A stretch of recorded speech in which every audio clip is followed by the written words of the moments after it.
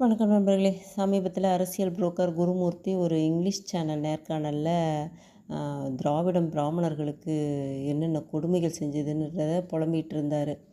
அதில் அண்ணாவை பற்றி என்ன சொன்னார்னா, அண்ணா தமிழ் இலக்கியங்கள்லேயும் வள்ளுவர்லேயும் ஒரு புத்தகம் கூட எழுதலை.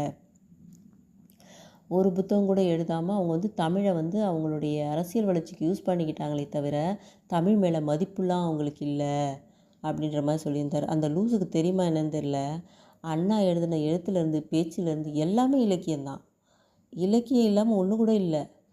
அவர் மேற்கோள் காட்டினது உரையில் மேற்கோள் காட்டினது எல்லாமே வள்ளுவம் தான். அவருடைய நாவல்கள், சிறுகதைகள், கவிதைகள், கட்டுரைகள், நாடகங்கள், கடிதங்கள் எல்லாமே இலக்கியம்தான். ஏன் திரைப்படங்களை பாருங்கள், அண்ணாவோட திரைப்படங்கள், அதோட வசனங்களை கேளுங்க. அதில் இலக்கியம் இல்லையா அவங்களுக்கு? ஹீரோயின் இலக்கியமாக பேசுகிறது அந்தளவுக்கு ரசித்தா நம்மால். அதனால் ஒரு திரைப்பட பாணியில் அப்படியே புரட்டி போட்டார் அண்ணா. பக்தி இலக்கியத்துலேருந்து அப்படியே பகுத்தறிவு இலக்கியமாக மாற்றினார் அண்ணா. இதெல்லாம் புரட்டி போட்டதுனால தான் அங்கே பார்ப்பனியத்துக்கு பொங்கிருச்சு.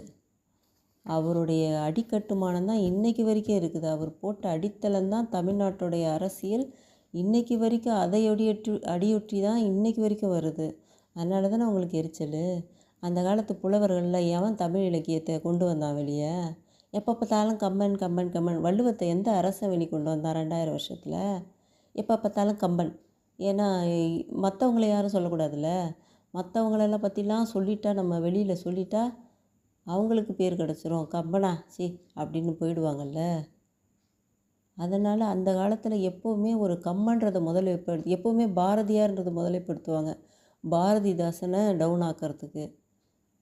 அதே மாதிரி கம்பன்றதை முதன்மைப்படுத்தி மற்ற எல்லா சங்க புலவர்களையும் மற்றவங்களையும் டவுன் ஆக்குனாங்க. அப்போ உள்ள புலவர்களையே அதான் கேட்டிருந்தார், நீ என்னது 8 ஆடு உயரத்தில் 8 அடி சுவரை எழுப்பி அங்கே போய் நீ பாதுகாத்து வச்சுருந்தா இதெல்லாம் எப்படி எளிய மக்கள்கிட்ட போய் சேரும்? தொல்காப்பியத்தை சிறு சிறு பிரதிகளாக்கி கொண்டு போய் சேரு. எல்லாத்தையும் அந்த தொல்காப்பியத்திலேருந்து திருக்குறள்லேருந்து எல்லாத்தையும் சிறு சிறு பிரதிகளாக நீ கொண்டு போய் மக்கள் மத்தியில் உழவு விட்டால் தான் மக்களுக்கு அதை பற்றி புரிதல் கிடைக்கும். அவங்களுடைய மனங்களில் தவழும். அது இலக்கியங்கள் அப்படி தானே தவழும். நீ அப்படி ஏதாவது பண்ணியிருக்கியா அப்படின்னு புலவர், நீ செய்தது துரோகம் புலவர்களுக்கே கேட்டவர் அவர்.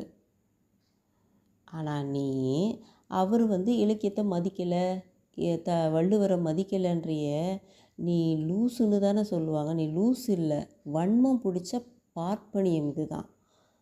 அவங்க அன்னைக்கு பண்ணது இன்னைக்கு வரைக்கும் உனக்கு எரியுதில்ல.